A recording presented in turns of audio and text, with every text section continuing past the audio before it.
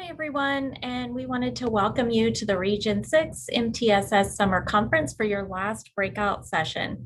Thank you for joining us for Danielle Romaga's session on informing your instruction with formative assessment.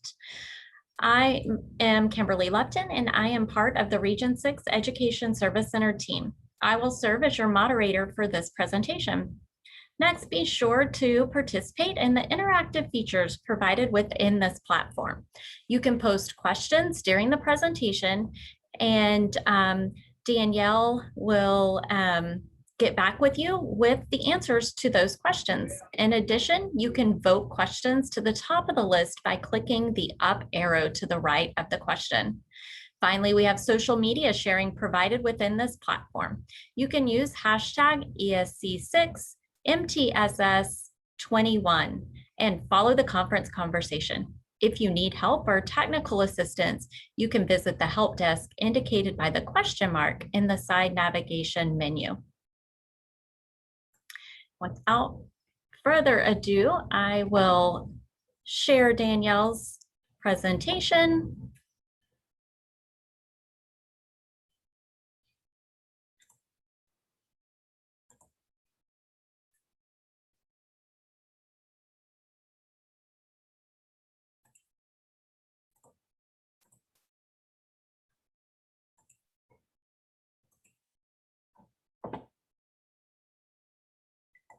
Forming your instruction with formative assessment. I appreciate you joining me today for this session. My name is Danielle Romagus, and I'm the Science Specialist for the Region 6 Service Center. You'll see my contact information here, my phone number, and my email address. So if you have questions after the presentation, and this will be at the end of the presentation too, but if you have questions afterwards or just anytime in general, whenever you're trying to plan things like this, or you just need kind of a guidance or somebody to bounce ideas off of, I would always love to help. So there's my contact information should you need that. So our agenda for today is we're going to look at what formative assessment is, why you would use it, when would you use it, what does it look like, and then what to do with the data afterwards. So the first part we're going to take a look at is what is formative assessment? This will kind of give you some of the differences. I know there's usually a confusion between what formative and summative assessments are, and sometimes they kind of get used like they're synonymous, and they're really not. They're very different, and I think that formative assessment kind of gets forgotten about. So your formative assessment is going to be more of your evaluation during your learning, and that's going to be the key word throughout this. It's just remembering that it's always going to be done during the time that they are learning. This monitors their learning progress. It's going to improve learning because of that. And it provides that ongoing feedback for improving instruction, not only for you as a teacher, but also for your students so that we can improve their learning during that too. So it's going to focus on learning goals, and then it covers small content areas, not huge overarching themes. And then your summative is going to be your evaluation after your learning. This is going to assign ranks or grades of some sort. It evaluates achievements. It has comparison through standardized tests. It's going to focus on more of results, and it's going to include an entire course or small chunks of that course, like a unit or a benchmark, things like that. So we'll get more in depth a little bit later on, but those are just kind of the overarching themes to show you the differences. So formative assessment has many different definitions, and we're going to look at a couple of those that are based off of research that have been used over the years and just kind of give you an idea. So the first one comes from Callie and Bell in 1999. This is one of the first ones when it was really brought about. And they said it was the process used by teachers and students to recognize and respond to student learning in order to enhance that learning during the learning. So again, that keyword, we want to use it to recognize and respond to what the students are doing to enhance that learning, but it has to be during the learning. And then Shepard said, assessment carried out during the instructional process for the purpose of improving that teaching or learning. So very basic definition there, but gives you the true purpose of it. And then my personal favorite is from Looney. It says formative assessment refers to frequent interactive assessments of students' progress and understanding to identify learning needs and adjust teaching appropriately. So I like this one the best because I feel like it kind of encompasses every aspect of it. It doesn't just look at when it's done or how it's done, but it also gives you that purpose and the goal as well, and brings in that last piece where we're going to use all of this information that we get from the formative assessment to adjust that teaching appropriately, because it's not going to be enough just to assess our students on a regular basis and just to kind of take these checkpoints. We've got to truly be able to turn it around and use it. So then looking at why do we use it? Informal or formative assessments are about checking for understanding in an effective way in order to guide instruction. So this is going to be our purpose for using this. We want to make sure, like I said, that we're not only checking for the understanding, but that we are also using this information as an effective way to guide our instruction going forward. So just to kind of give you an idea of some of the benefits of this, the first one there we're going to look at is define learning goals. And define learning goals is basically the concept of monitoring student progress regularly to help keep those learning goals at the top of our mind, so that students have a clear target to work towards, and then teachers can also help clear up those misunderstandings before our students get off track. And then also increasing rigor. So practicing formative assessments is going to help teachers collect that information that indicates the student needs. And then once the teachers have an understanding of what the students need to be successful, then they can create a rigorous learning environment that will challenge every student to grow. So this increases rigor, because once you're looking at where your students are, if you know that we don't need to spend too much more time on a concept because my students have already achieved this, then you can automatically go in and let's see how we can take this concept deeper. Can we explore this a little more? Can we have them go above and beyond what it is that we were doing? Whereas in the older model, when you're not using formative assessment, you really don't know where your kids are. So you just kind of follow along all of these different points, thinking that we're covering the TEKS the whole time. And then we get to the end of it, and they may have a surface understanding of it, but it could have been that maybe they had a better understanding, or we could have spent more time on one concept that they truly didn't understand as much. And so then you could have increased rigor just by practicing that formative assessment on a regular basis. And then next, improved academic achievement. So providing students and teachers with that regular feedback on progress toward their goal is the main function of this formative assessment. So that's going to aid in increasing academic achievement, because this is going to help students close the gap between their current knowledge and their learning goals. So if we're constantly providing that feedback, then it allows for, again, teachers to adjust what it is that they're doing on a regular basis, but then it also allows the students to truly push themselves, which kind of leads into our next one, which is enhanced student motivation. So because formative assessment involves setting learning goals and measuring the progress towards those goals, motivation is going to increase. When students have a focus on where they're aiming, your results are going to skyrocket. And number 5, it's going to increase student engagement. So students need to find meaning in the work that they are asked to do in your classroom. So connecting those learning objectives with the real world problems and situations is going to draw students into the instructional activities, and it's going to feed their natural curiosity about the world. So because we're able to better adjust our learning and see what it is that we need to do on a regular basis and not just at the end of a unit. And that was the older traditional model. We're going to test you every Friday, or we're going to test at the end of a unit always. And if you're waiting until the end of the unit to really get what it is that you should be adjusting, then at that point it's kind of too late, and it's more of a let's make a note for when we review, or when we're going into, maybe if I'm going to teach this again next year, then I'll have an idea. But it doesn't do any service for your students that are there already, other than just basic reviews. And so it's a lot of instructional time that gets lost. And then number 6, focused and targeted feedback. So descriptive feedback is going to highlight gaps in understanding and specifically inform your students on how they can improve that learning rather than listing what they got wrong. So thus you're facilitating a reciprocal learning process between your teachers and your students. So if we're giving them that feedback on a regular basis, then that allows them to immediately change that or to immediately go deeper or to rethink what it is that they're doing, which is going to help you as a teacher too, because then we can really look at what it is that they need to do to make these adjustments. And it also is going to allow them to not kind of get lost in the misconceptions and things like that. It truly gives them a chance to correct things and get on track quickly. And then personalized learning experiences.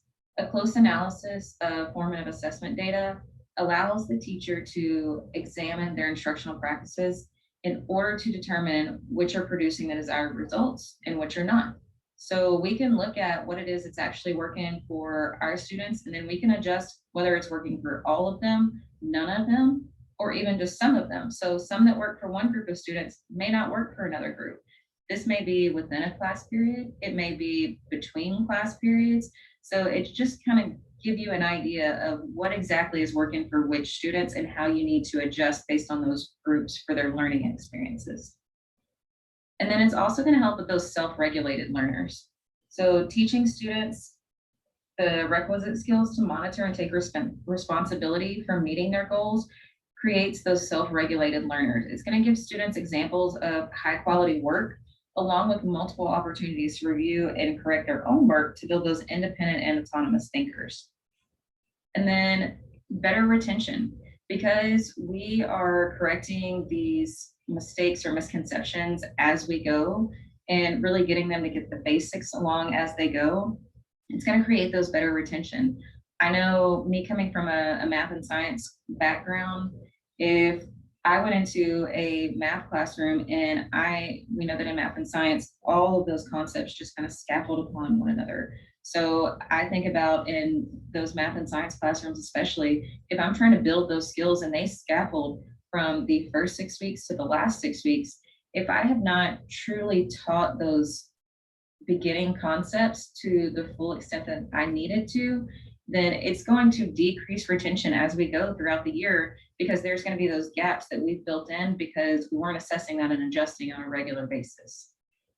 And then more relevant learning experiences. So this allows for them to have time to kind of explore what it is that they're doing. And it makes it to where they can make these connections with these concepts because they have a deeper understanding of them and it's more targeted to them individually.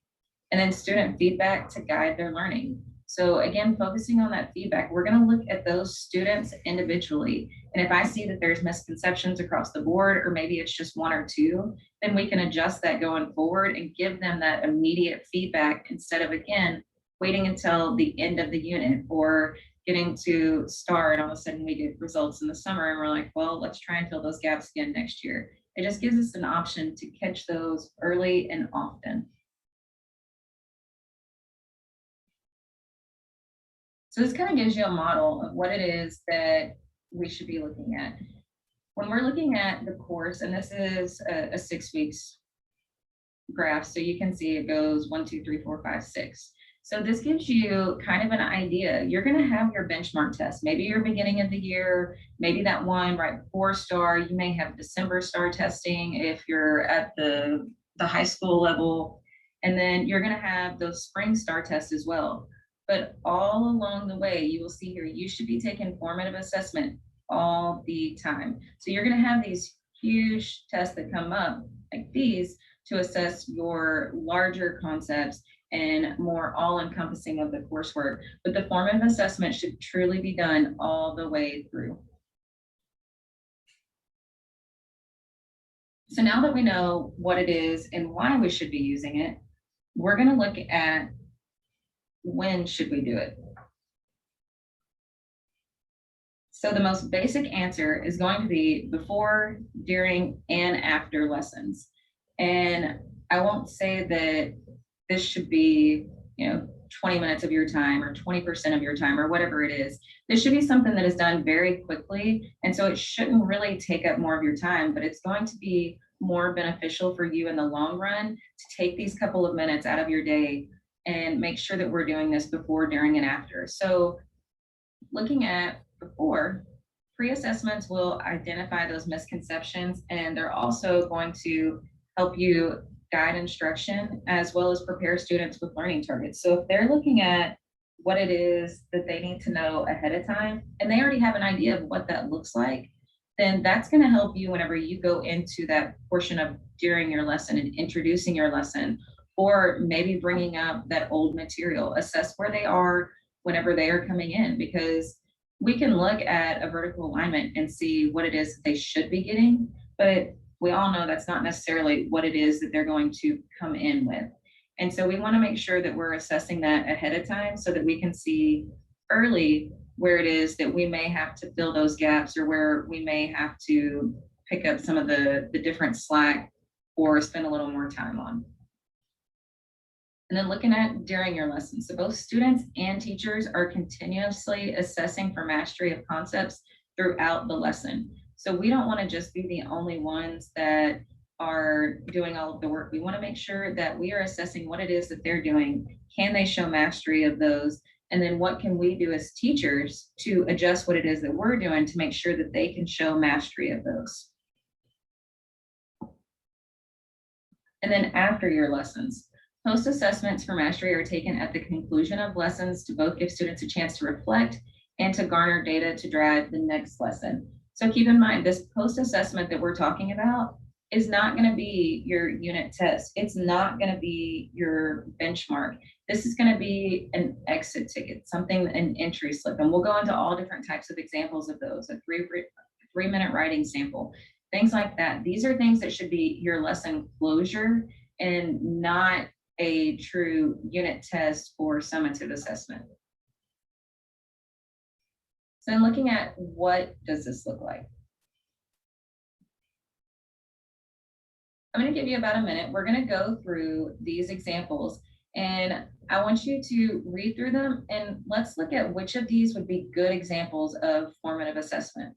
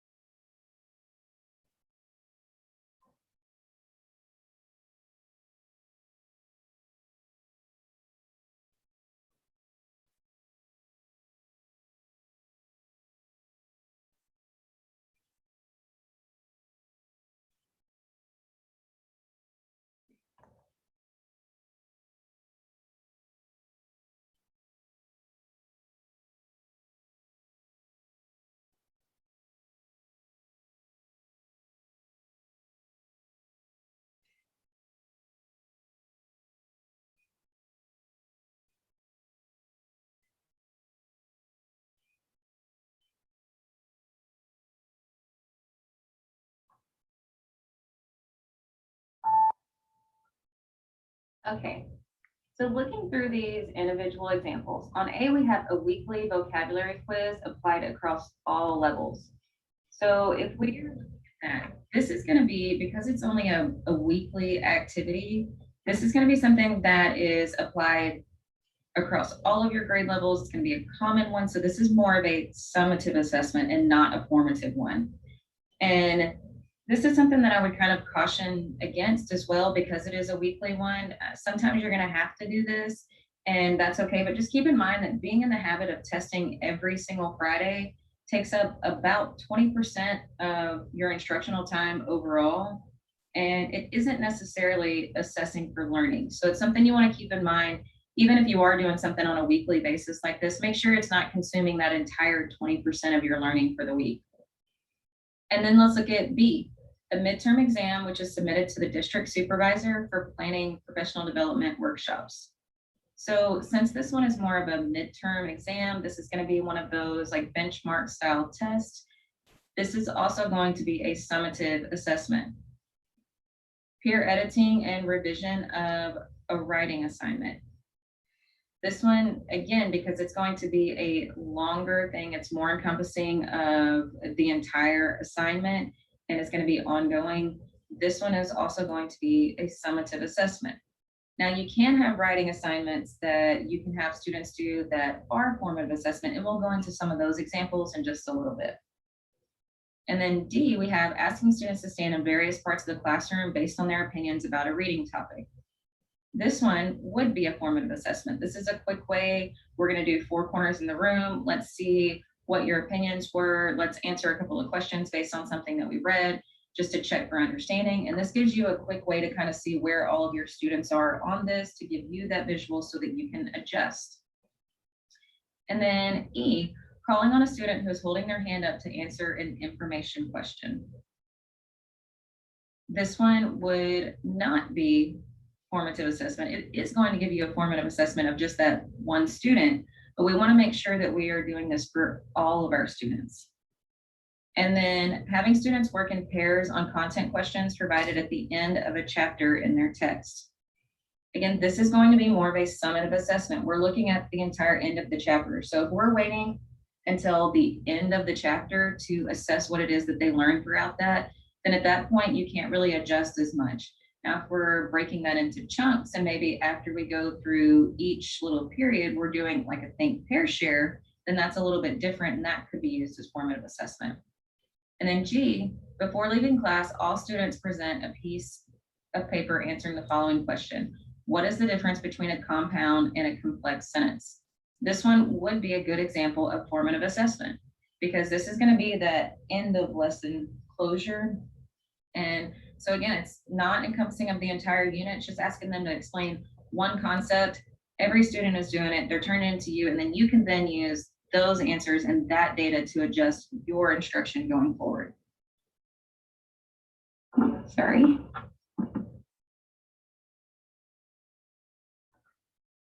Okay, so then back to looking at the differences in formative and summative assessment. So we kind of looked at when they're done and how they look, but this is going to give you some specific examples of what they could be.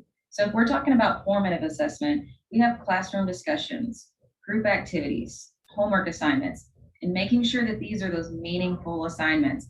Even if we're doing group activities, we want to make sure that it's doing like 4 corners. Can we split this up and do a round robin type activity? Those classroom discussions, we want to make sure that everybody is involved and everybody is not only given their input, but also justifying their input, because we want to know what their thinking is behind it. And then polls, surveys, and quizzes. This is always a really quick way to kind of get the pulse of the classroom and all of your students. And this is something that, because all of your students are doing it, you can see just a quick view of what it looks like. And then reflection writing assignments.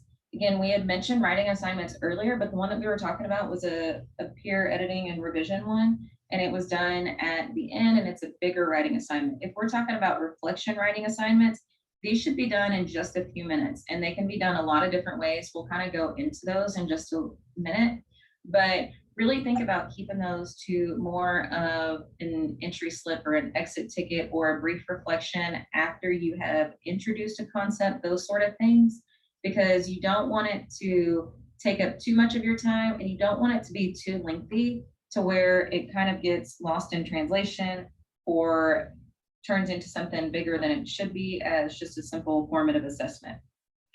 And then class presentations.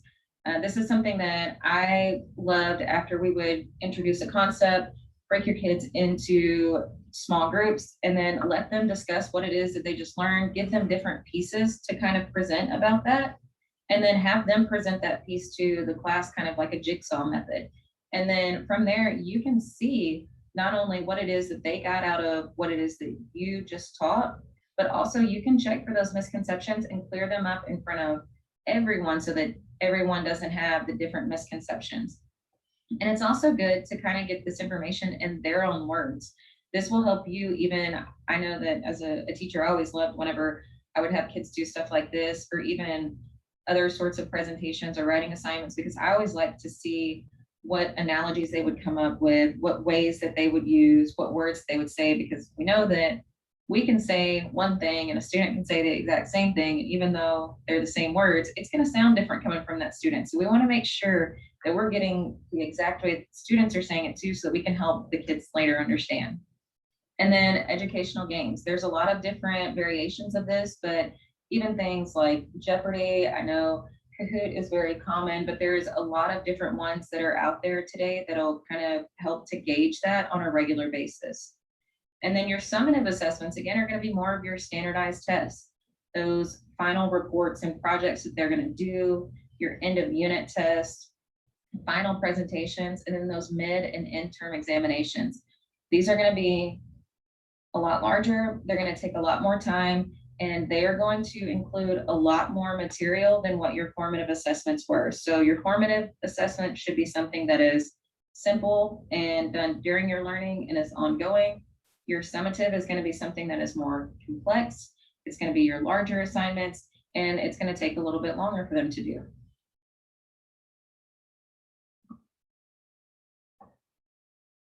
So then looking at our different types of our assessments. The first one is going to be, I apologize, that should say entry and exit slips, or you could do double exit slips, I guess. Sorry about that. But if you have entry and exit slips or warm-ups, if you want to call them, anything like that, those warm-ups are a very good way to assess what it is that your students may know already about a topic that you're going to be covering, or to even look at what it is that they can recall, what they can recall from even the day before, because we know once they sleep, it's kind of all gone. And so you have to really work on recalling that knowledge the next day. And then your exit slips are going to be a good way to kind of get a gauge on what it is that they got out of your lesson for that day. And it'll also help you to clear up those misconceptions. We all know that if we're in a classroom and we wait 3 or 4 days to clear up a misconception, or we don't even realize that it is one, then it becomes an issue. And I know that this happens across the board, but if all of your students heard the same thing, and even me as a teacher, there's times that I have said things incorrectly and not even realized it. And maybe it was only one class period that I did it in. And I did this actually my second year of teaching. I told the kids incorrectly on something one day, but I only did it in second period. And then I had not been assessing that during the warm-ups as often as I should have, or on my exit tickets. I never even thought about it. And then all of a sudden I got to the end of the unit test and I said, well, why did my second period class get all of question 6 wrong? And it was because I had said it incorrectly. And once they brought it to my attention and I realized that they were all on the same board, I was like, well, okay, I obviously said that wrong for this class period. And so I apologize, but had I done more formative assessment then I would have known that ahead of time and I could have corrected that. And then it would have made my life and theirs a lot easier, because then they've got it stuck in their brain for 2 weeks or a week or whatever it was. And so it's a lot easier to kind of clear those misconceptions up sooner rather than after they're studying that way. And then giving them student checklists. So looking at them being able to actually assess what it is that they have learned. And this can be something as simple as, how do you feel about the material that we covered today? Could you explain this in your own words? Can you break down this concept? Can you give me bullet points on what it is that we have covered today, or the process that we have covered today? And just different variations, but giving them that true ownership of what it is that they were learning and seeing how they would assess themselves. And then 1 or 3 minute papers. This is something that we briefly talked about earlier, but looking at that information, and instead of doing a big long writing assignment, giving them just a little bit of time to think about it and then writing. So we're going to look at slide. So looking at quick writes, this is where you want them to listen to the prompt, think for 1 minute, and then write for 3. If you want to take it a step further, I like to give my kids actual vocabulary that they may incorporate. And sometimes it would be 1 or 2 words. Sometimes it may be 4 or 5. It just depends on what we covered and how much I had built up a concept by them. So if I'm just introducing one portion of a topic, then I may only have 1 or 2 vocabulary words for them to include in their writing sample. But if I'm getting closer to the end and we've been using this and I'm trying to tie a lot of things up together, then I may give them 4 or 5 words that I want to make sure that they incorporate, so that I can make sure that they're understanding what it is they truly need to. And with these, be sure to keep in mind that you don't necessarily have to do this on paper. It does not have to be a paper assignment, it doesn't have to be a journal assignment. You can do these virtually. So keep in mind things like Padlet, send them a Google form, put it in your classroom, have them do sheets, all of those sort of things can also be incorporated into this. If you're a Microsoft, Microsoft also has forms, but there's a lot of different options now that you can have them all collaborate on there and give them a minute to write about it. And then you can share all of that information with your students too, so that they can kind of see the perspectives of what other students got out of the work that they were doing that day. Sorry. And then individual whiteboards is probably one of the more common ones that is used. I know in my classroom, I always love these. I know a lot of math teachers that really love these too. And it is a good way because they write on those individual ones. They all hold them up at the same time. So they don't really have as much time to think about what it is that other students are answering, because we're doing this in just a few minutes. So I want to assess just that moment, just that one question, and then see where it is that they're at and what answers that they come up with. And from there, you can address any misconceptions. If I see that, and I'm gonna use a very basic example, but if I see that I put up there 3 + 3, and I have students that are coming up with 0, then they may not understand the sign. But there's a lot of different things that you can use with this. I know if I'm in a science classroom and I'm telling them to show me their electron configuration, and I have students that are putting them in the wrong orbitals, then I know that I need to address that issue independently. And that way we can go ahead and clear up that misconception immediately before we go on and get deeper into the knowledge. And then open discussions via Padlet or Jamboard. So we mentioned Padlet on the last slide, and that's a great way to get them kind of writing and collaborating. I like Padlet and Jamboard because they do create those open discussions with the whole class. And so not only did they get a chance to write their responses, but you can also project this, or they can even see it on their independent screens. And they can look at what the responses are of all of the students around them, which kind of helps them to fill in those gaps too, because it helps them to recall what it is that was covered that they may not have really stored as heavily in their brain. And it also helps them to question things too. If one student is bringing up a concept that several of them don't understand or don't really recall how it worked, then it gives you a chance to kind of go back and just touch on that briefly again. And then concept maps, having them break concepts down into a map or a thinking map will help them tremendously in trying to organize their thinking. I know in my brain, since I am math and science, I do have to compartmentalize everything. And I think that everything should have not only a box that it goes in, but it should also be a color-coded box. And so this will help a lot of your kids that kind of think in that same way to break down these concepts. And then it'll also help the other ones to put it more in an organization.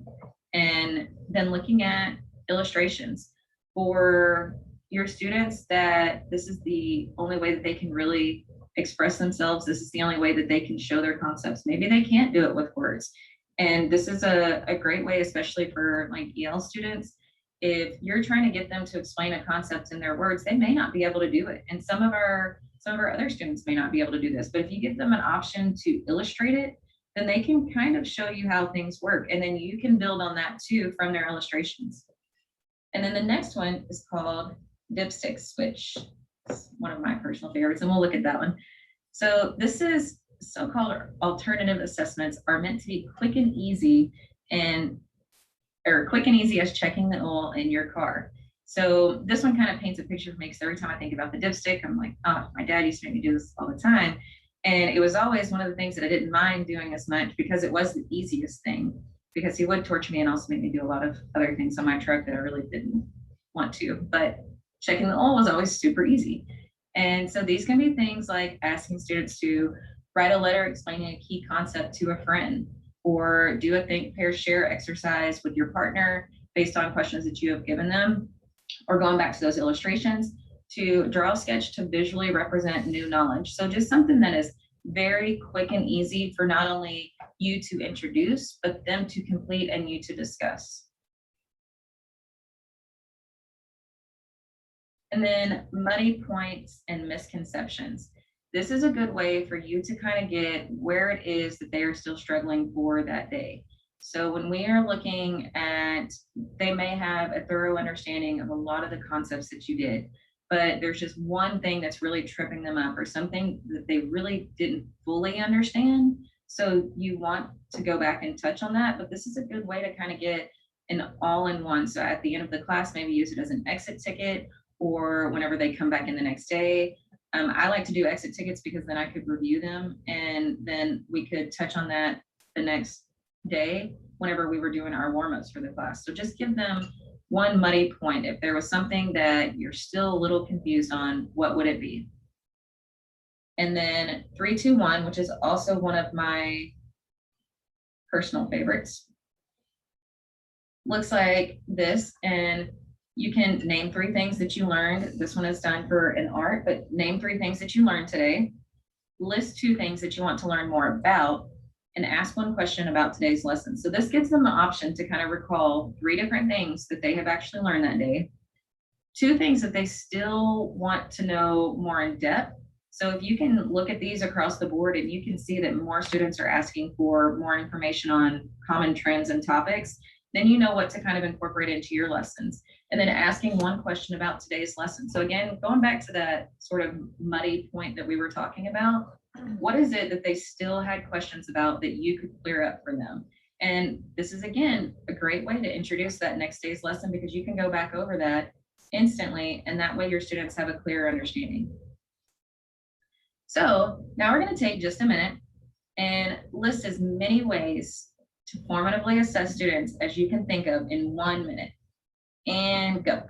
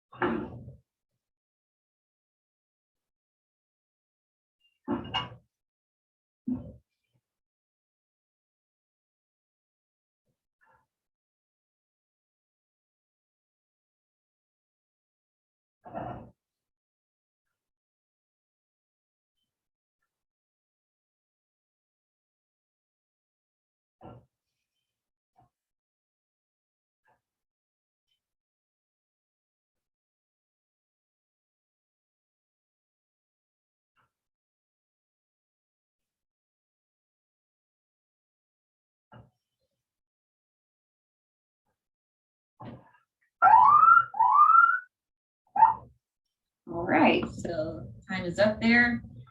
And I will tell you I'm sure that there are at least this many combinations of ways to do formative assessment because there's so many different ways that you can pull it in. But if you would just take a minute and share some of the ones that you came up with in the chat feature now.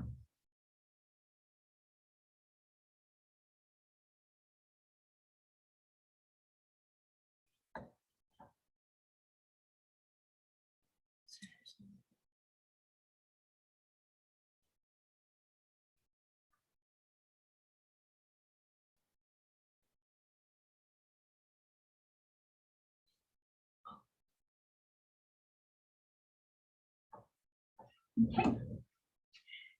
So the last piece of this to kind of tie it all together is looking at what do you do with all of the data once you have collected it.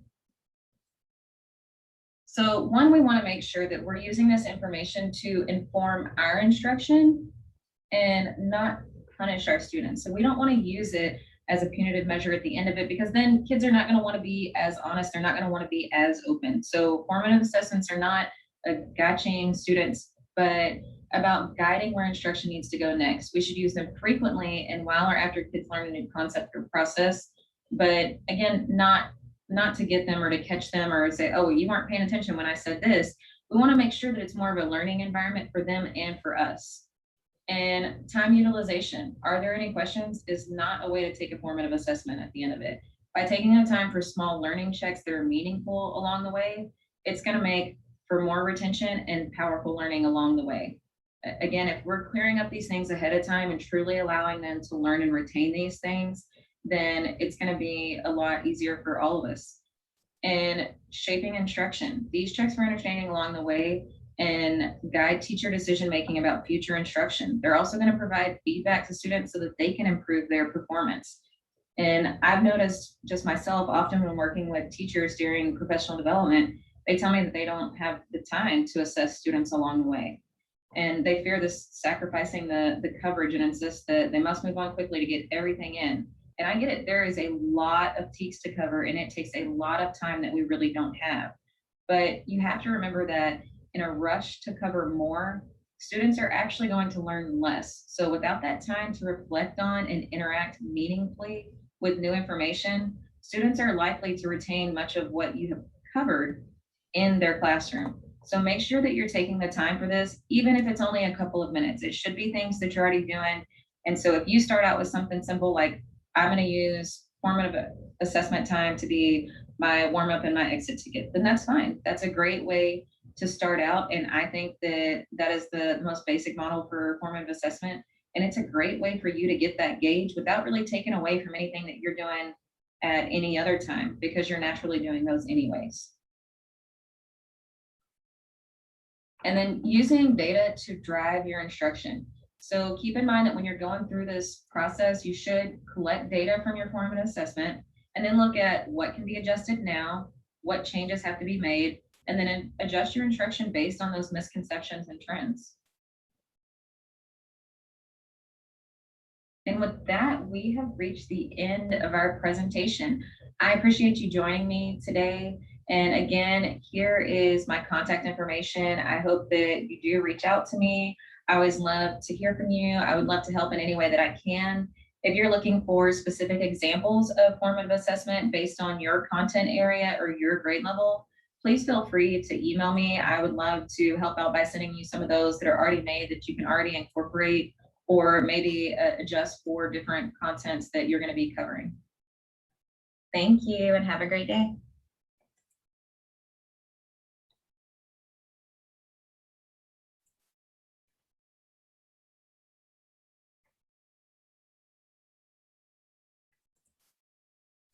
All right, many thanks. Many thanks to Danielle for sharing all there is to know about formative and summative assessments. We appreciate that. Before we close, I want to point you to a couple of items. Below, there is a session feedback link with a survey. We would appreciate your help in completing the survey so that we may continue to grow in our practice. Finally, the recording of this session will be added to the presentation session when it becomes available, and the presentation handouts and any resources that Danielle has provided will be listed under the documents and can be downloaded at any time. Thank you again for joining us, and we'll see you in the closing session with Dr. Ogonowski.